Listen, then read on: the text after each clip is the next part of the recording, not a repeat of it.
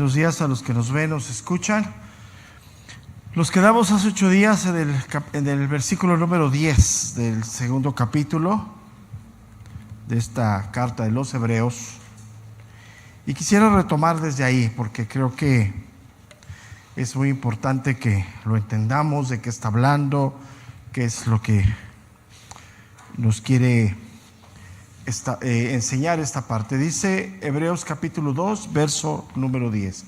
Porque convenía que aquel, y está hablando de Cristo, ¿sí?, por cuya causa son todas las cosas, y porque todas las cosas subsisten, que habiendo llevado muchos hijos a la gloria, perfeccionase por aflicción al autor de la salvación, dice, de ellos. Ok. La primera parte de este versículo, ¿sí?, el versículo número 10, hasta donde dice, porque todas las cosas subsisten, ¿sí?, está hablando de la exaltación de Cristo, es el punto número 1, ¿sí? Pero el contexto histórico es que estaba muy reciente la crucifixión de Cristo, y para los creyentes cristianos de la primera iglesia de este tiempo, era motivo de burla lo que había sucedido con Cristo, ¿sí? O sea, en cuanto al judaísmo, o sea, el Mesías esperado había sido vituperiado, escandalizado, crucificado y pues muerto, ¿no? O sea, ese era, aunque ya había resucitado aquí, pero ese era un motivo en aquel tiempo de escándalo. La cruz en aquel tiempo fue un escándalo, ¿no? Y de algún modo el judío convertido a Cristo se avergonzaba. Era una parte normal, ¿no? O sea, era algo que tardaban ellos en asimilar, comprender todo lo que había acontecido con el Mesías esperado, ¿no? ¿Sí? Entonces, para el judaísmo, pues era burla, era desprecio, ¿sí? ¿Y por qué? Porque bajo los conceptos del judaísmo de aquel tiempo, o sea, todo estaba profetizado, ¿sí?, pues no les convenía ese Cristo, ¿no? Bajo el concepto que ellos tenían de su propio Mesías, de lo que habían hecho, ¿sí? Entonces, pero sin embargo, vemos que lo que aquí nos enseña es que el plan de salvación como aconteció estaba dentro de los planes redentores de Dios. Eso es importante. O sea, aquí lo primero que tenemos que entender es que lo que el hombre piense, crea en cuanto al plan de salvación, queda totalmente excluido. Entonces, es algo que hoy sigue estando vigente, ¿no? Nosotros no determinamos quién se salve ni cómo se salve. O sea, Dios es soberano sobre esto. Y ahí nos incluimos, ¿no? Ahí estamos incluidos, porque si dijéramos que por nosotros, por bueno, pues sabemos que no es así, ¿no? Entonces vamos a poner este punto. La salvación no es asunto del hombre. O sea, el hombre no determina absolutamente nada, ni quién, ni cómo, ni cuándo, ni de qué forma. Por eso nosotros, todos los que estamos aquí, podemos dar un testimonio diferente en cuanto a qué, a la salvación, ¿no? Eso es importante, ¿no? ¿Por qué? Porque en cada caso nuestro, pues Dios fue soberano, ¿no? En qué día, en qué momento, bajo qué circunstancias, qué pasado traíamos cada uno de nosotros, ¿no? Dios es soberano. Entonces, la opinión del hombre queda excluida totalmente, porque todo eso queda dentro de la sabiduría de Dios. El soberano es Dios. Entonces, ¿por qué es todo esto? Simple y sencillamente porque una de las cosas que trae la caída es nublar la mente en cuanto a qué, en cuanto a quién es Dios.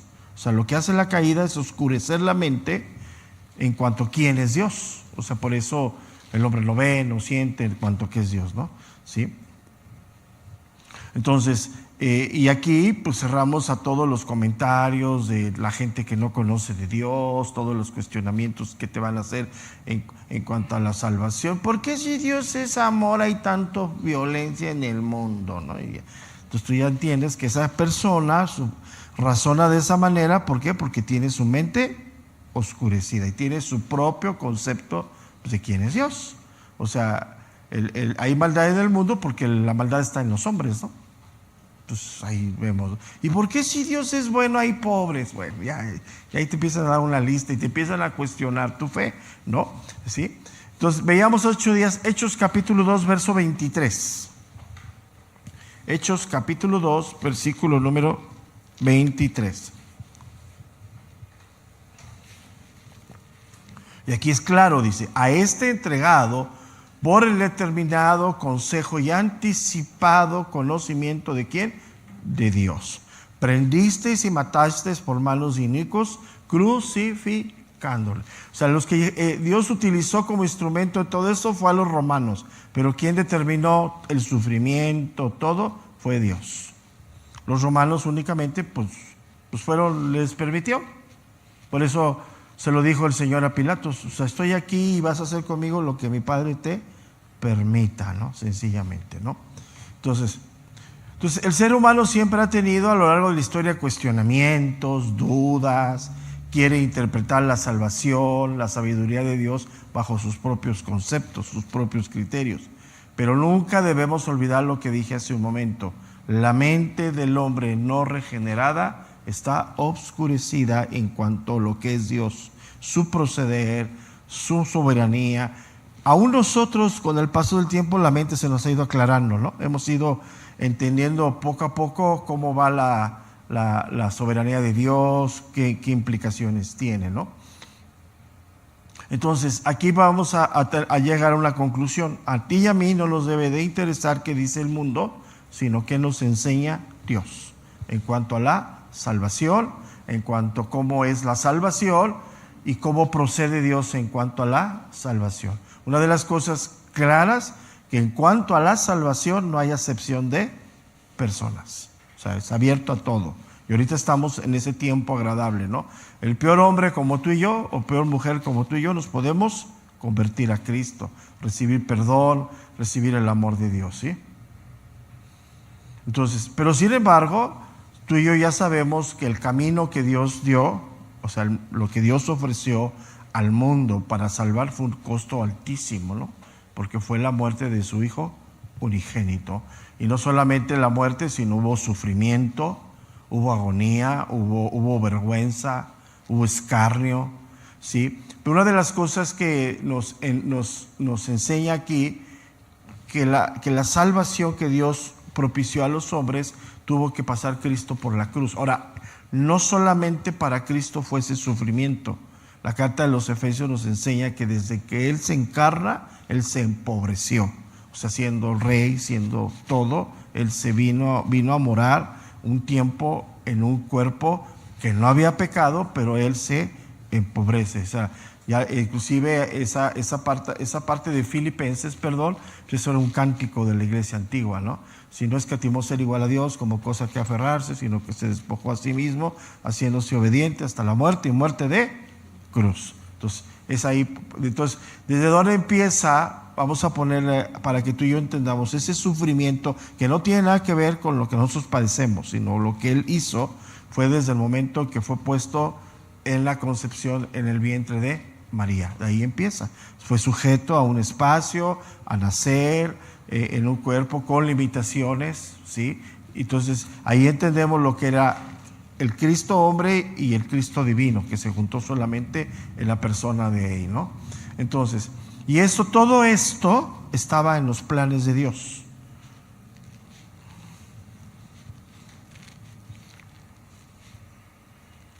Entonces, dice el verso número 10, porque convenía. Entonces, esa palabra significa que está dentro del plan de Dios. ¿Es una locura la cruz? Sí. ¿Y sigue siendo una locura la cruz? Sí.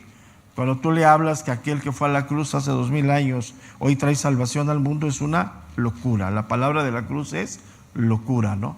Para los que se pierden, pero para nosotros es que poder de Dios para salvación.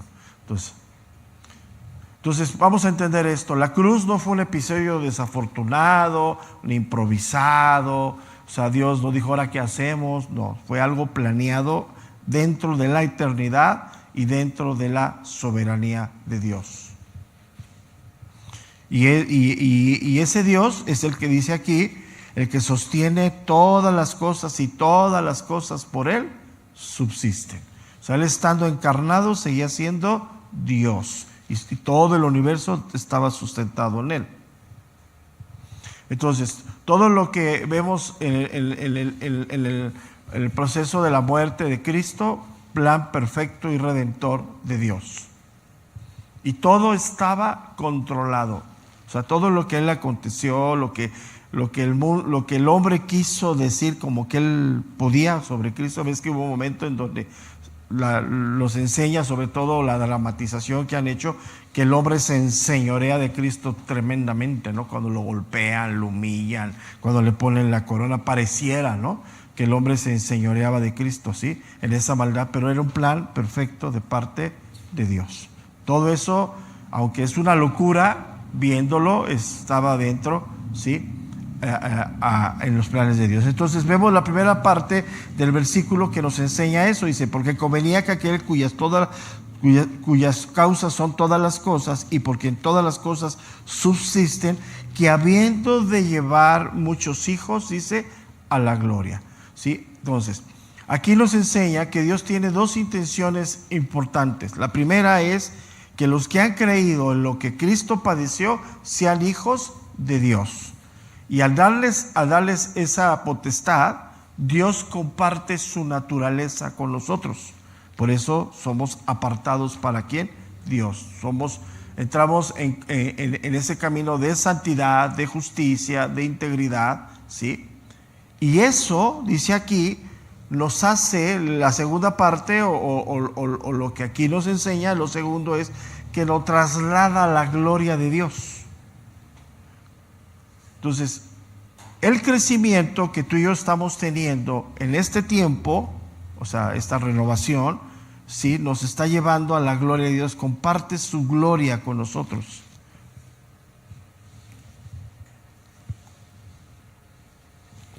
Obviamente, anótala ahí, pues con todas las limitaciones entre el creador y la criatura. ¿Se entiende eso, no? O sea, el hecho que yo diga y que aquí nos enseñe hijos a la gloria, pues se entiende que compartimos la gloria de Dios, pero nunca vamos a dejar de ser criaturas. Él es el Creador Supremo. Entonces, en la medida en que Cristo se va reflejando en ti, vas reflejando la gloria de Dios. Pero anótala ahí con limitaciones. O sea, no te sientas la última coca del estadio. Tranquilo, tranquilo. O sea, vas a seguir algo igual de feo, pero con la gloria de Dios. ¿Sí me entiendes, verdad?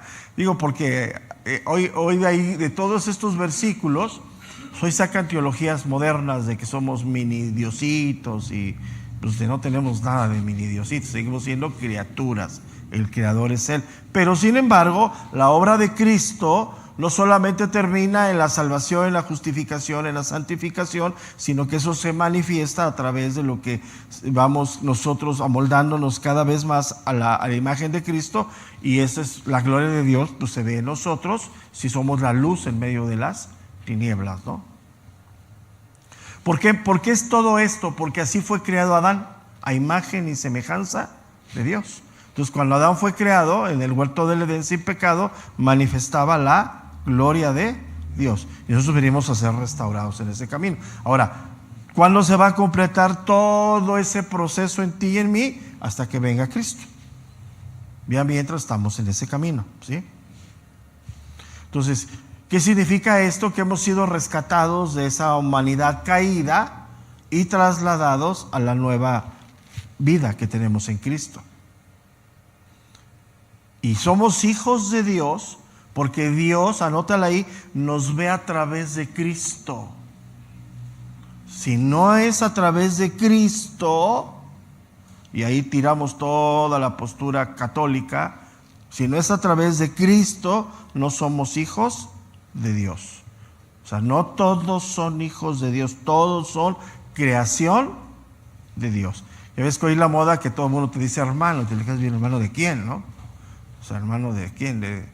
Pues sí, porque es una postura del Consejo Católico de hace más de 4 siglos atrás. O sea, ellos lo definieron que todo, no importa lo que seas, tú vas a alcanzar salvación, eres hijo de Dios. No somos creación de Dios. Todo hombre, por muy feo que sea, ha creado a la imagen y semejanza de Dios. Pero para ser hijos, en la adopción, es a través de Cristo. O sea, ¿qué quiere decir eso? Reconociendo lo que Cristo hizo por cada uno de nosotros en la cruz. Y todo eso es por fe, ¿sí? O sea, viene la fe.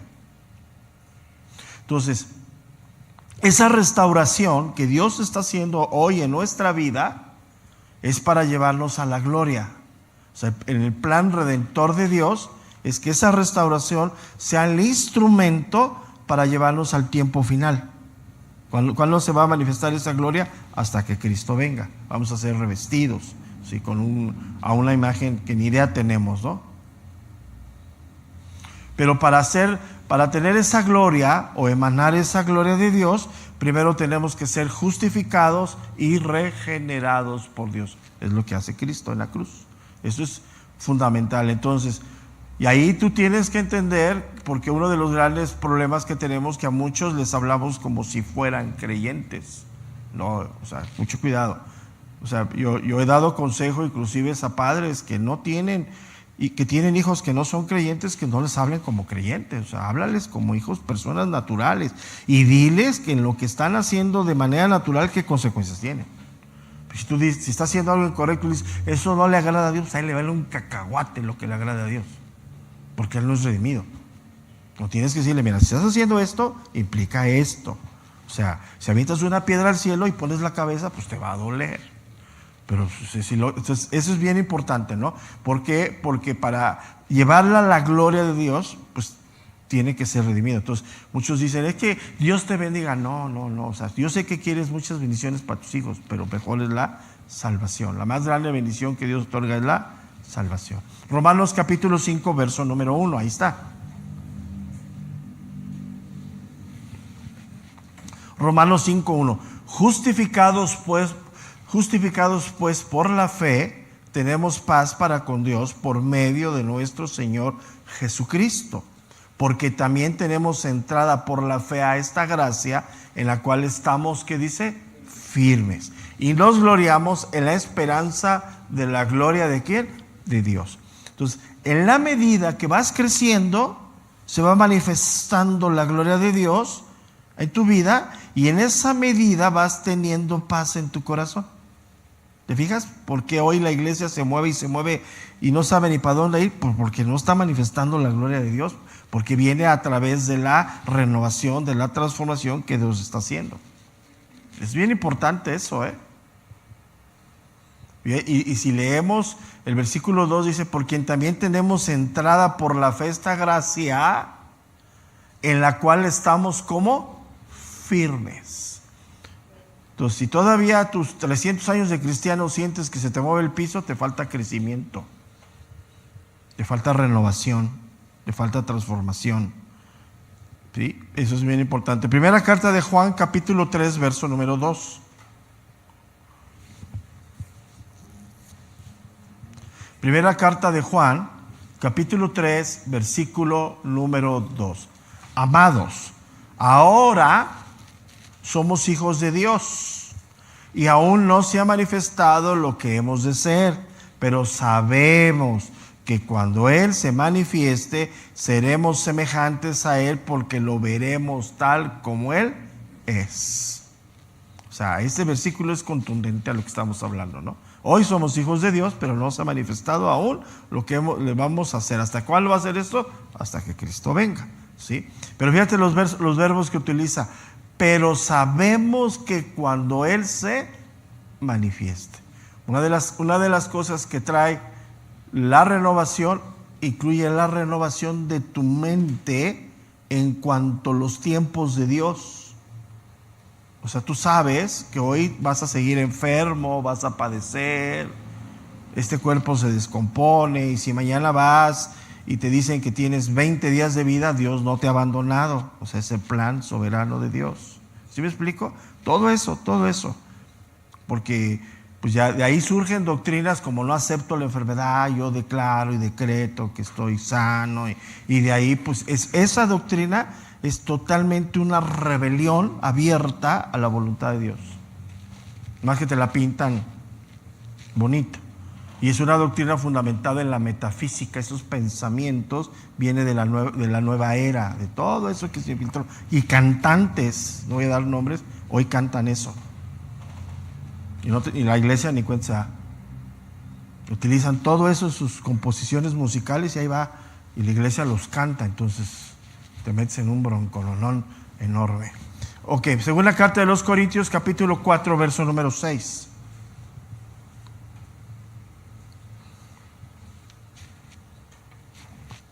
Aquí está lo que estoy diciendo. Según la carta de los Corintios, capítulo 4, verso número 6. Porque Dios, que mandó que de las tinieblas resplandeciese la luz, es el que resplandeció en nuestros corazones para la iluminación del conocimiento, ahí está, de la gloria de Dios en la faz de ¿quién? De Jesucristo. Entonces, hoy conocemos la gloria de Dios en Cristo. Y para que tú y yo manifestemos la gloria de Dios, crezcamos en la gloria de Dios, tenemos que ir amoldando nuestra vida a Cristo. O sea, tenemos que irnos pareciendo a Cristo, a la estatura y a la plenitud del varón perfecto en Cristo Jesús. ¿Y cómo se hace eso? ¿Tomando un té, tomando un licuado en la mañana o viniéndote a discipular? Para los que están allá sentados en su casa, ¿no? Tomando su té. Me tomé un licuado de buen cristiano, ¿no? Aunque le pongas mucha nuez, sigue siendo igual, ¿no? Tienes que discipularte. Pero ¿te fijas cómo se ha olvidado el discipulado en la iglesia? Cuesta trabajo. Y es algo muy serio. Entonces, ¿hasta cuándo se va a completar este proceso? Hasta el regreso de Cristo. Ahora lo vemos en la faz de Jesucristo, por la fe. ¿Quién te confirma todo eso? El Espíritu Santo en ti. ¿Quién te da toda esa garantía? ¿Quién te afirma? El Espíritu de Dios. Entonces, si hoy tú y yo acallamos la voz del Espíritu, ¿quién más nos guía? Nuestra mente terrenal. Y vamos directito al fracaso. Entonces, es importante, ¿no? Entonces, podemos decir que viendo a Jesús, vemos la gloria de Dios. ¿Y dónde vemos a Cristo? Que es invisible, insensible en la Escritura. Él dijo, la Escritura da testimonio de mí. Entonces, si hoy no hay estudio bíblico, si no hables la Biblia, imagínate. Entonces, estamos en ese proceso que va a terminar. ¿Cuándo va a tener? Hasta el regreso de Cristo, pero estamos en ese proceso. Hoy y en este momento tenemos que pasar por pruebas, por aflicciones, por trato, que son importantes, ¿no?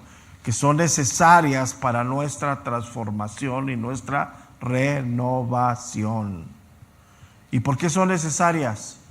Anótala ahí, porque en nosotros hay maldad, hay pecado. O sea, yo quiero que empieces a meditar la palabra pecado.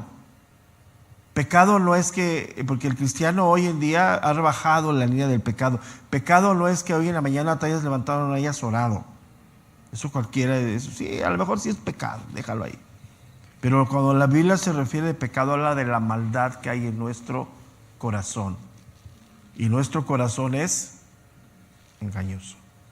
Que al grado que ni siquiera alcanzamos a ver lo que somos por dentro. Es peligrosísimo eso. ¿Quién exhibe, quién te saca eso a la luz? ¿Quién te muestra lo que hay en tu corazón? El Espíritu de Dios, la palabra de Dios. Es un espejo. Entonces, cuando hablamos de pecado, no digas, ay, en la mañana no oré, ay, es que comí 2 veces puerquito en la semana. No, ya. O sea, ya no te vayas por cositas simples. Tienes que entender que el pecado en nosotros es serio. Está en los tuétanos, está en nuestro ADN. Y separados de Dios, nada podemos hacer. Y eso es muy serio. Romanos capítulo 8, verso número 29.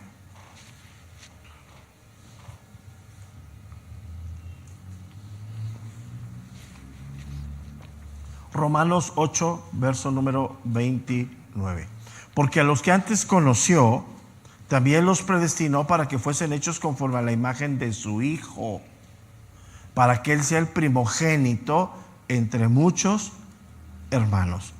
Entonces, Romanos 8, 29 nos dice claramente que toda la predestinación, todo lo que Dios preparó de antemano para nosotros, tiene un propósito. ¿Cuál es el propósito? Que seas hecho a la imagen del Hijo de Dios. ¿Cuándo? Aquí, ahora, en este tiempo. en tu vida. El proceso se va a culminar hasta que Cristo venga, pero aquí lo tienes que hacer. Y esa transformación tenemos que pasar por el umbral del sufrimiento. ¿Por qué? Porque somos personas muy difíciles. Y el que conoce la verdadera condición del corazón, ¿quién es? Dios.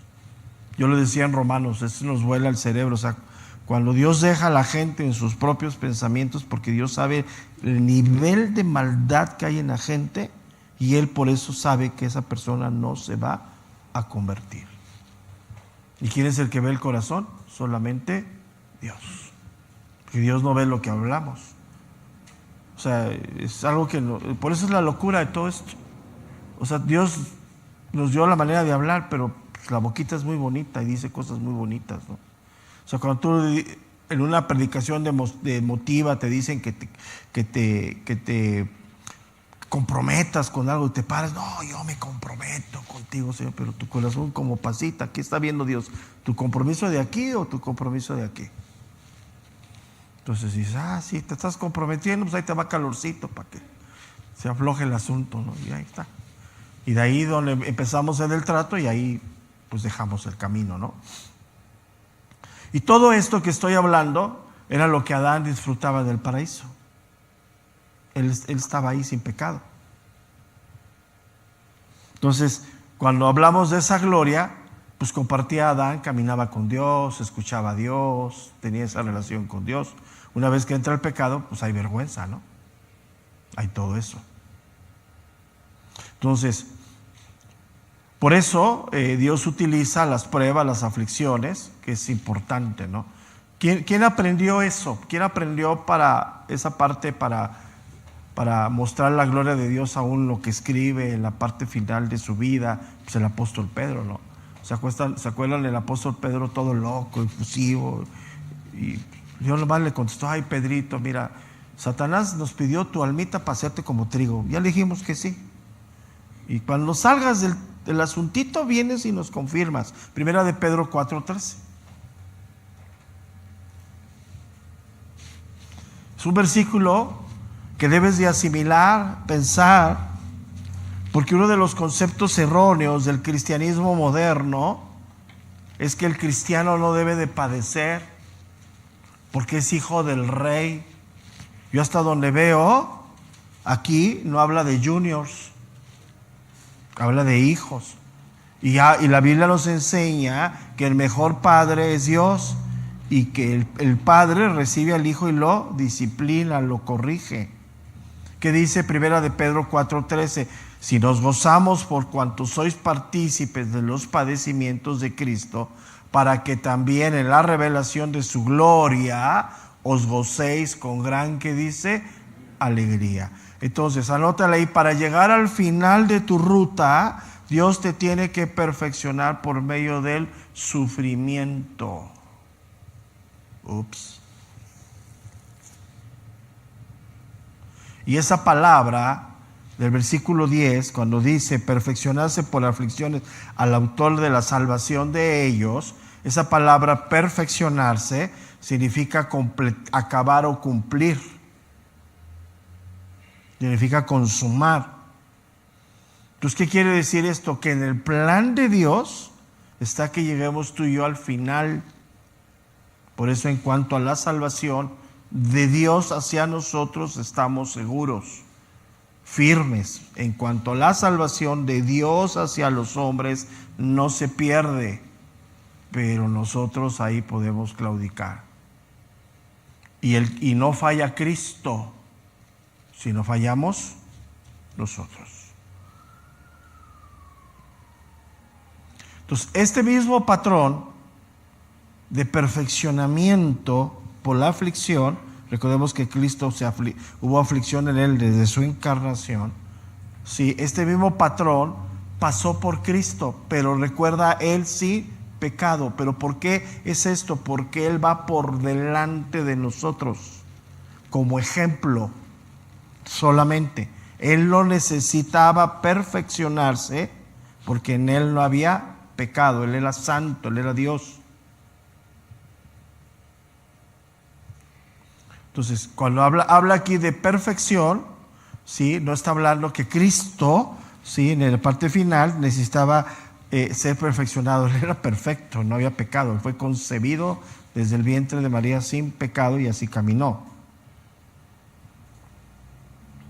Entonces, esto cuando se saca del contexto de lo que viene hablando, pues dice muchas cosas que hoy se argumentan que no es cierto. De aquí muchos pueden decir que Cristo no era divinamente Dios y que Dios por eso lo afligió. No, Él era Dios. O sea, Él viene hablando acerca de que Él es el pionero y los enseña, el que abrió el camino nuevo y vivo a través del velo de su carne. ¿Sí? Entonces, todo eso, ¿sí? Entonces, cuando habla aquí de que Cristo es el autor de nuestra salvación, porque la salvación se origina en Cristo, lo que Él hizo, todo lo que Él hizo. Él forjó el sendero, Él es el pionero, prácticamente nos da la idea de la ruta, ¿no? Nos traza un sendero. Por eso Él habló que el que lo quiera seguir, tome su cruz cada cuándo. Ahí está. Entonces, esas doctrinas fundamentales del cristianismo se han erradicado en los últimos años, diciéndole a la iglesia que no debes de padecer, o sea, nosotros entendemos que esa postura de muy progresista, de mucho ánimo, pues lo único que ha hecho llevar a la iglesia a ser muy eufórica, ¿no? Pero nada de eso. Y esa se les acaba en las pruebas, ¿no? Se les acaba en los acontecimientos. Entonces, podemos decir que en la parte final del versículo número 10 está hablando de Cristo, el autor de la salvación, ¿sí? Está hablando de Él como el pionero, ¿sí? El que abrió el camino con su ejemplo. Pero Él no necesitaba ser perfeccionado, Él era santo, no había pecado en Él. En Cristo no había maldad como la hay en nosotros.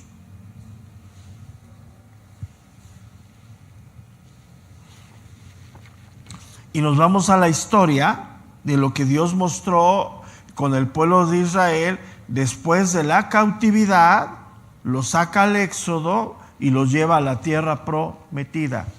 Dios en este momento nos ha sacado de la cautividad a ti y a mí, y tú y yo estamos en el éxodo porque no hemos llegado al final del camino. ¿Cuál es el final del camino? Cuando Cristo venga. Entonces, ese es, así tomando esa referencia, podemos decir que tú y yo ya estamos en el desierto, ¿sí? Caminando rumbo hacia la tierra prometida. ¿Cuál es la tierra prometida? Cuando la trompeta suene. En ese momento se culminará absolutamente todo. Aun si hayamos muerto, moriremos en esa esperanza.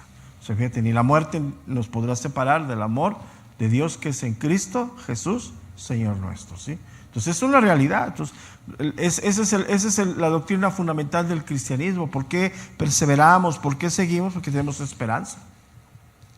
Vemos el mundo vivir en una desesperanza, el mundo no sabe ni para dónde, ¿no? Por eso tantas doctrinas, que si reencarnas y que si no reencarnas y que no pises un gusano porque puede ser tu abuelita, ¿no? Entonces todas esas doctrinas, pero fíjate que todas esas doctrinas se han infiltrado a la iglesia,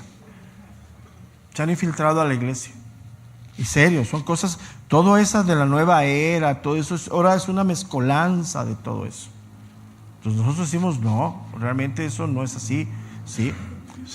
La salvación viene en el momento de liberarnos de la cautividad, de la oscuridad, de nuestra mente, de nuestros pensamientos, ¿sí? De Egipto, para que entiendas eso, y nos lleva y nos saca al éxodo, donde somos guiados por Dios. Hoy el Espíritu de Dios es lo que era Dios en la nube y lo que era Dios en el fuego en la noche. Él es el que provee a nuestra vida. Sí, Él es la fuente de vida para nosotros y nos está llevando ¿hacia dónde? Hacia la tierra prometida, al éxodo en el que estamos ahorita, ¿sí?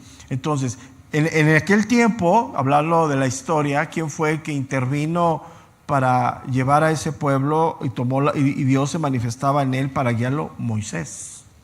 ¿Quién es el que hoy hace esa obra? Cristo. pero en los tiempos que estamos es el Espíritu Santo, que es Dios mismo, hablándonos y dirigiéndonos, ¿sí? Entonces, hoy, ¿quién es tu mejor compañero? El Espíritu de Dios. Él es el que te va a murmurar, el que te va a redarguir, el que te está aquí en la mente, ¿no? En la mente, ¿sí? En la misma mente donde trabaja Satanás, ¿no? Donde viene la tentación disfrazada de oportunidad, ¿no? Entonces, Él es el autor de nuestra salvación, ¿sí? Él es el pionero, el forjador del camino. Por eso, para Dios convenía que Él pasara por eso. O sea, así como vemos que Él no negó al Padre, así como vemos que Él sufrió para hacer la voluntad del Padre, ¿qué tiene que pasar por nosotros? Lo mismo. Pero ya ves que hoy la postura ideológica es que no podemos padecer, o sea, no, somos más que vencedores, somos los soldados de Cristo, ¿no? O sea, todas esas cosas, conceptos muy fuertes que últimamente se han dado, ¿no? Entonces, Él fue a la cruz como sustituto nuestro. Y eso entiéndelo. Tenemos que pasar por ese umbral del sufrimiento, ¿sí? Para que podamos ser perfeccionados y manifestar la gloria de Dios. ¿Qué hizo en la cruz? Lo primero que hizo fue crucificó nuestra vieja naturaleza. Y ahí es donde logra nuestra justificación.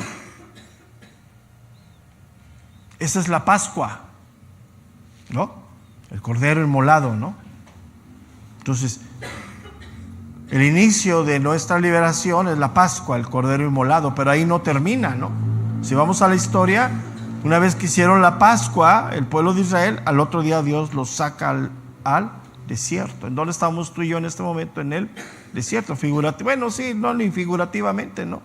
Con el cambio climático ya no aguantamos el calor, ¿no? Pero ahí andamos, ¿no? Es un tiempo difícil. Y ahí en el desierto, si quieres anotarle, el pueblo de Israel fue probado.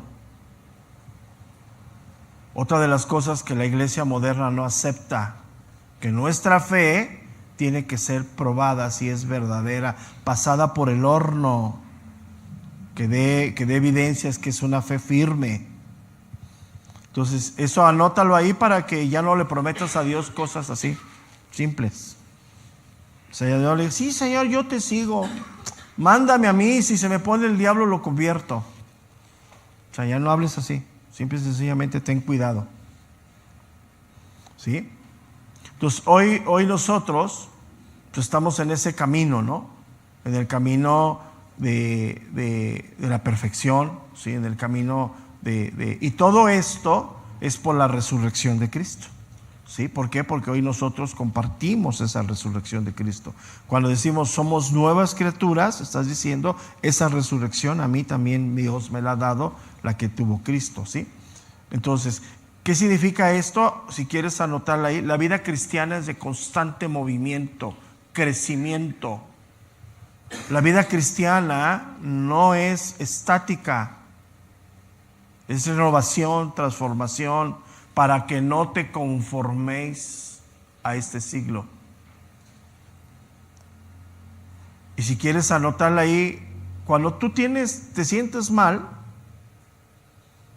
y te sientes así medio calientito, te pones un aparato que se llama ¿cómo?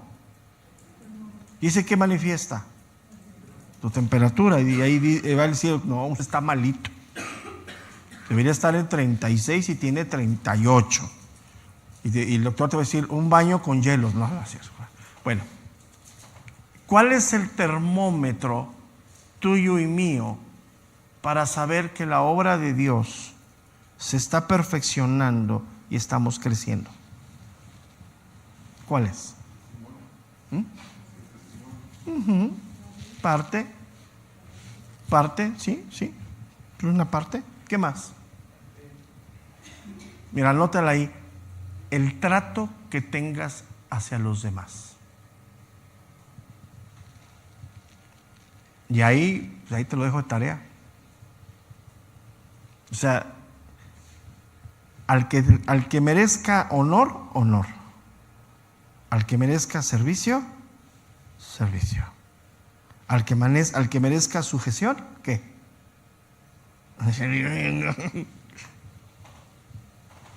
Cuando tú empiezas a pelear en el lugar donde estás con lo que te rodea, es la evidencia que la perfección en Dios, tu crecimiento, tu madurez, anda perdida. Y eso es bien fuerte. Tú te vas a... Mira, y esto es independiente que la otra persona, el otro ser, haga bien o haga mal las cosas.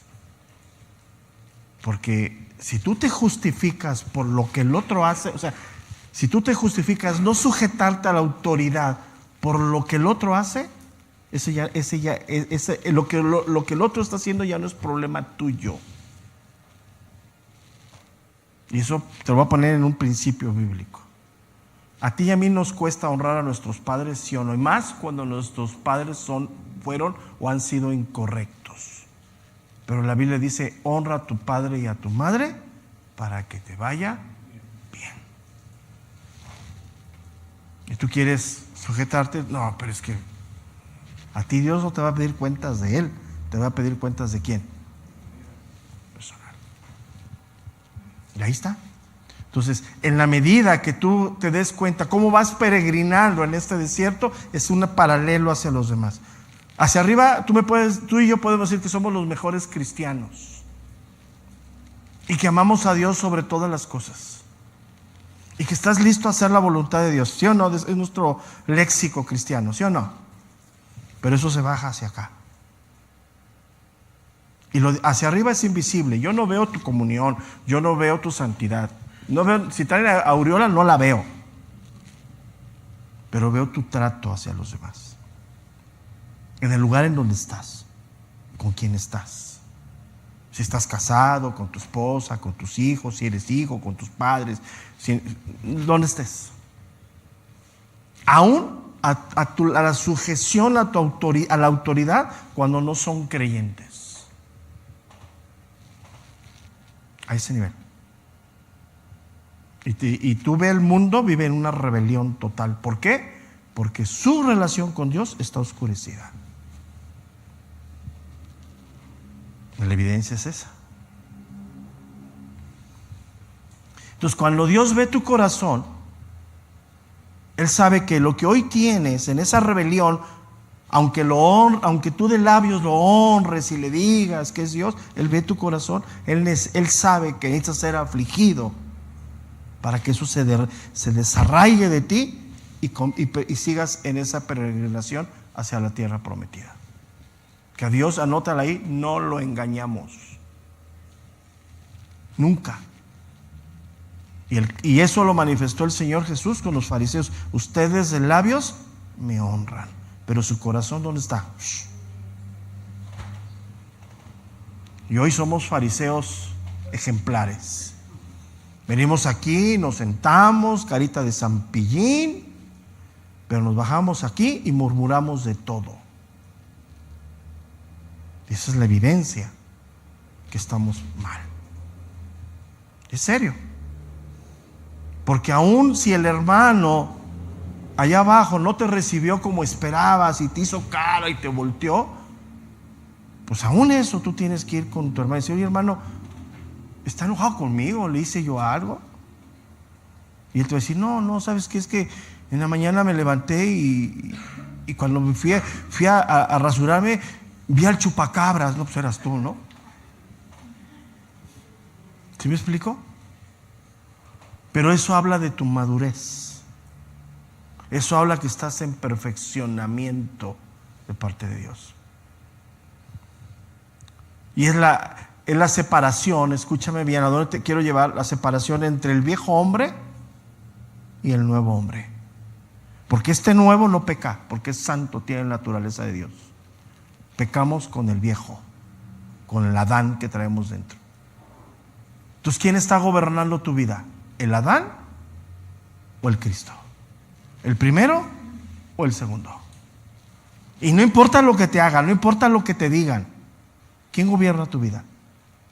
Porque si hoy te digo cara de perro y tu respuesta es con Adán, ¿qué vas a decir? Cara de gato. O vas a decir, wow.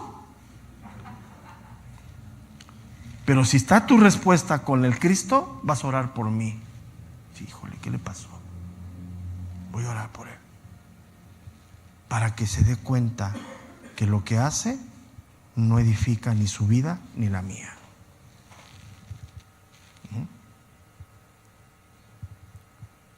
Y esa perfección pues, está constante. La Biblia dice que el padre de nuestra fe es Abraham, ¿sí o no? Abraham creyó la promesa de Dios, ¿sí o no? Y le fue contado por qué. Entonces, ¿por qué lo probó? ¿Por qué lo probó con el fruto de esa fe? ¿Y hoy tú crees que a ti y a mí no nos va a probar Dios? Y la historia la conocen muy bien. Cuando Dios le dice, entrégame a tu hijo, dice que Abraham se paró muy temprano, arregló el asno, le puso todo, tomó al criado y tomó su... Y todavía Isaac dice, oye papi, ¿dónde vamos? No, porque está viendo el cuchillo y todo. Tranquilo, hijo, Dios proveerá. ¿Qué harías tú ahí? ¿Sabes qué haría el cristiano moderno? Aventarse del balcón. Ay, Dios me abandonó. Pero eso habla de nuestra falta de perfeccionamiento. Ve la historia, ahí está. Ustedes conocen la historia. Tienen muchos años de cristianos. Saben perfectamente de lo que estoy hablando. Él le creyó a Dios. De esperanza contra esperanza. Él se vio y dijo, tengo 100 años. Sara ya dejó la costumbre de las mujeres. ¿Cómo voy a tener un hijo? Y sin embargo en el proceso se equivocan. Pero Dios no cambia. Y le reafirma. Y le da un hijo, que es la descendencia de donde viene el Cristo. Entonces, pero aún así, una vez teniendo su hijo, pues era un adolescente. Yo le dice, dame a tu hijo. ¿Qué harías ahí? ¿Tú crees que entonces tú y yo somos mejor que Abraham? Hoy el cristiano moderno se siente mejor. ¿Sabes a cuántos he oído? Yo soy como Job. Cálmate.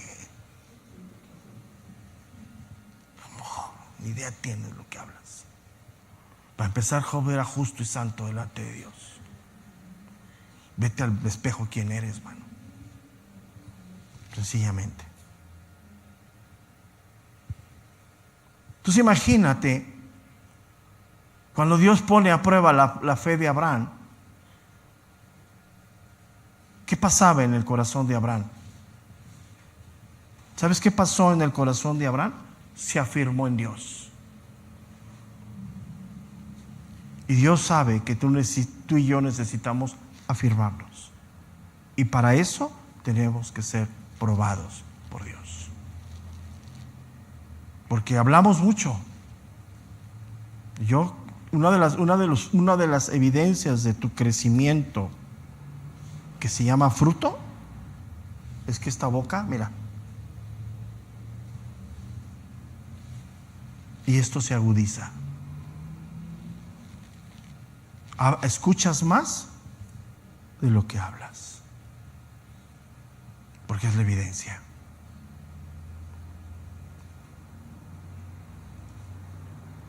Y es necesario ese proceso de una tras otra.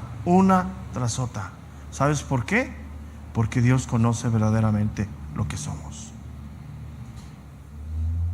¿En qué momento de tu vida espiritual oras más? Hasta te salen ampollas en las rodillas, ¿no? Pero convocamos a la reunión de oración en este tiempo y 3, 4. Dice, wow, la iglesia está poderosa.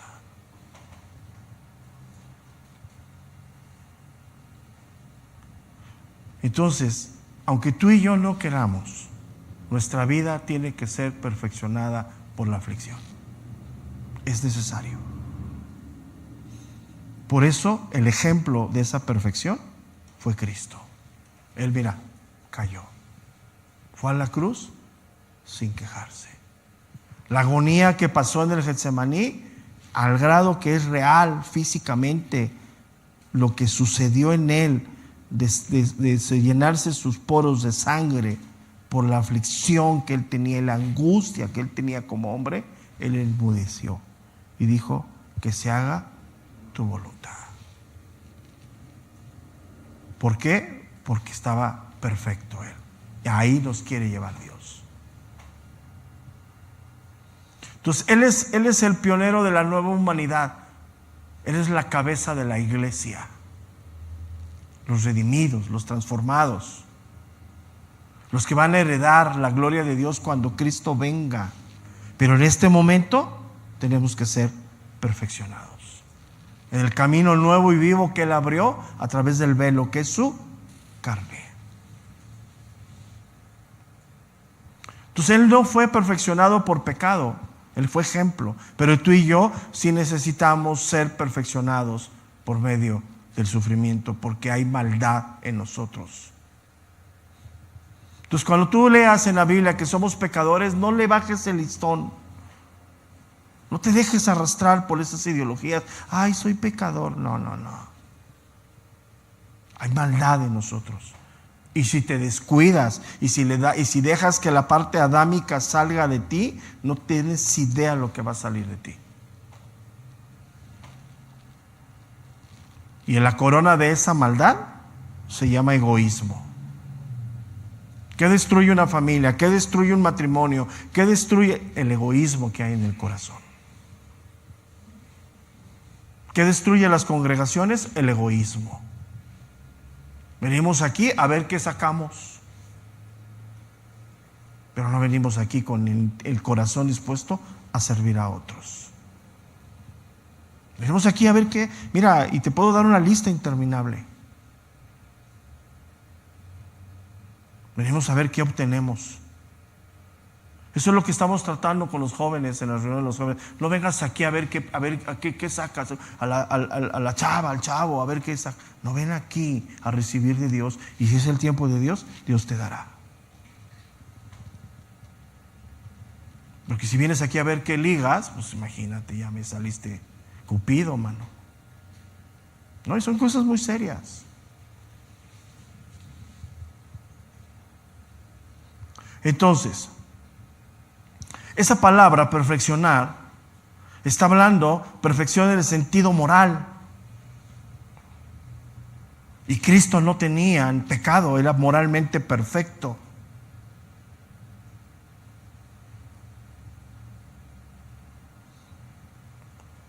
Y esa palabra, sí, también nos da la idea de madurez.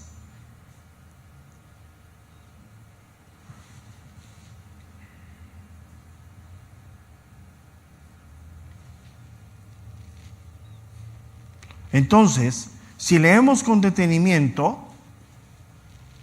está hablando de hijos que deben de ser llevados a la madurez moral, sin pecado. Entonces, cuando dice aquí la última parte, que llevará muchos hijos a la gloria, perfeccionados por las aflicciones del autor de la salvación de ellos, está hablando de la parte donde nosotros tenemos la nueva naturaleza, la santidad que viene de Dios, con la cual no pecamos. Pecamos con el Adán que traemos dentro. ¿Cuándo va a terminar esa lucha entre el Adán primero y el segundo Adán? Hasta que Cristo venga. Pero el problema para ti y para mí, ¿a quién dejamos reinar? Es el problema que tenemos. Entonces, cada vez que tú dejas reinar, que tú te separas de la comunión de Dios, el que sale automáticamente es el antiguo hombre, Adán.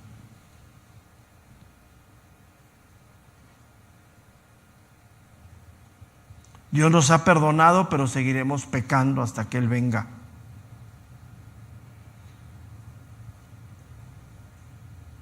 Y terminamos con un versículo, es que no sirve ese reloj, pero creo que ya son las 10. Terminamos con un versículo que nos deja ver todo esto. Primera carta de Juan, capítulo 3, verso número 9.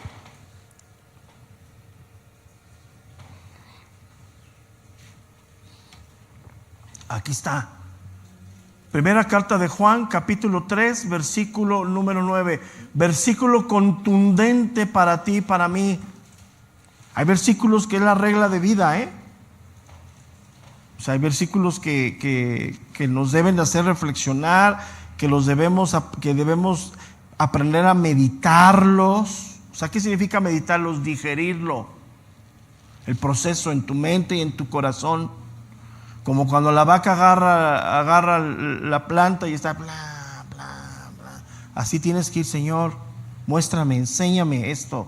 Tienes que meditarlo, tienes que pasar tiempo con Dios y el Espíritu va a venir y te va a abrir el entendimiento y decir, mira, es esto para tu vida. ¿Por qué? Porque el proceso de madurez, de crecimiento, el proceso de perfeccionamiento es de carácter personal.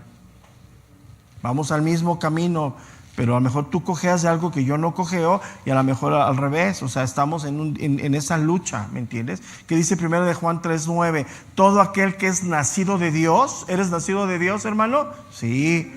No practica el pecado. ¿Vas a pecar? Sí. Pero no eres cómplice, no eres esclavo de ese pecado. Dice, porque la simiente de Dios, ahí ponle el segundo Adán, que es Cristo, permanece en él. Y no puede pecar porque es nacido ¿de quién? De Dios. Entonces, cuando tú y yo pecamos deliberadamente, es con la parte adámica. ¿A quién estás dándole de comer? ¿Al espíritu o a la carne? El que siembra para el espíritu segará vida, y el que siembra de la carne, ¿qué segará? Corrupción. Ahí está. Y eso es algo que debemos entender, lo que la Biblia nos muestra. Y la única manera de que la carne no gobierne es crucifícala cada cuando. Ahora no lo vas a hacer literal, no te vas a clavar, sino que es por la fe, espiritualmente, alimentando al hombre, al nuevo hombre, ¿sí? Al que todo lo puede en Cristo, aquel que da el fruto de Dios. Pero ¿cómo es eso? Pues a través de la palabra de Dios. No solamente de pan vivirá el hombre, sino de toda palabra que sale de la boca ¿de quién? De Dios. Entonces el menú está listo, el buffet está listo, ya tenemos hambre, ¿no? Espiritual está ahí, ¿quieres comer? Él es el río de agua viva. Pero hoy parecemos anoréxicos cristianos, ¿no? Aún, fíjate que, ¿sabías que una persona que padece eso y ya está en una fase muy fuerte, una de las partes de recuperación para esa persona no es darle alimento físico? Le empiezan a dar alimento intravenoso. Si una persona que ya está en un nivel alto de eso, le das alimento, porque ya el cuerpo ya no lo asimila. Hoy muchos cristianos están así, por eso vienen y vomitan lo que comen, lo que escuchan, porque ya necesitan una intervención que viene solamente de Dios. No llegues a eso. No llegues a eso. Escucha, medita, ve a la Biblia, ve al espejo de la verdad y dile, ¿soy yo? Cuando yo digo, hay maldad, no digas, yo no, yo soy San Pillín. No. Ve a Dios. Es que yo no hay maldad porque ayudo a los pobres. ¿Verdaderamente los ayudas o es justificarte lo que haces? Porque eso cualquiera lo hace. Mira, yo no sabía, por ejemplo, que la empresa que promueve el Teletón, que recauda en estos años, ya en estos meses, millones y millones de pesos, no apoya a los atletas paralímpicos. ¿Cómo?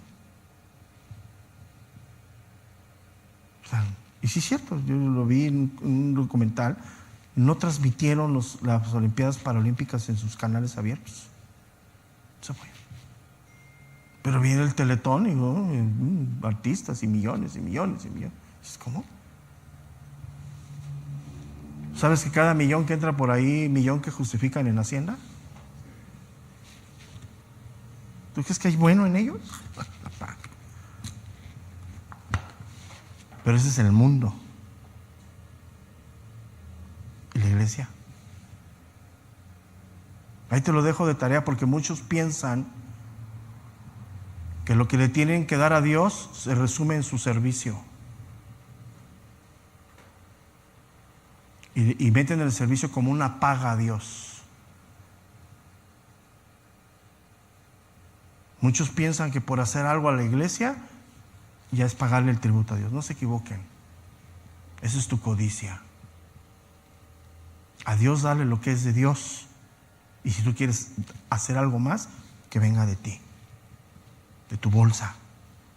Que tú te restrinjas algo por dar algo más a alguien.